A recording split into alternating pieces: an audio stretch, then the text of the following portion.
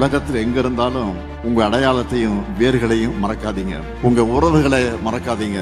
எக்காலத்துக்கும் பொருந்தக்கூடிய உலக பொதுமுறையை தந்த வான்புகள் வள்ளுவர் பிறந்த மண்ணுக்கு சொந்தக்காரங்க நாம. ஊரை தாண்டிய ஊரும் உலகம் எப்படி இருக்குமே தெரியாத காலத்துல யாதும் ஊரை யாவரும் கேளிர்னு எல்லாரையும் சொந்தங்களாக்குறது இலக்கியம் படித்த கனியின் பூங்குண்ட மண் இது. தமிழ் என்கிற உலக மொழிக்கு சொந்தக்காரங்க நாம். தமிழ்தான் நம்மை ஒற்றுமைப்படுத்தும்.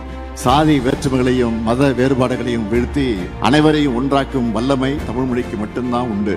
வாழும் நாடுகளால நம்ம பிரிஞ்சிருந்தாலும் மொழி நம்மளை இணைச்சிடுது. வீழ்வது நாம இருப்பினும் வாழ்வது தமிழாக இருக்கட்டும்னு திராவிட இயக்க தமிழ் மண்ணில் விதைச்சது. அதனாலதான் இந்திய மாநிலங்களிலே தனித்தன்மை கொண்ட மாநிலமா தமிழ்நாடு வளர முடிஞ்சது.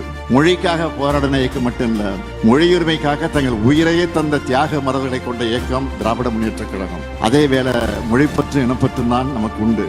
அது மொழி வெறியா இனவெறியா நாம எப்பவும் மாற மாட்டோம். நமக்குள்ள எந்த பிளவுகளும் ஏற்பட அனுமதிக்காதீங்க. ஒரு தாய் மக்களா வாழணும். உங்களுடைய கல்வியும் அறிவும் தான் உங்களை காக்கும். அறிவும் உழைப்பும் தான் உங்களை தூரத்துக்கு இவ்வளவு உயரத்துக்கு கொண்டு வந்திருக்கு.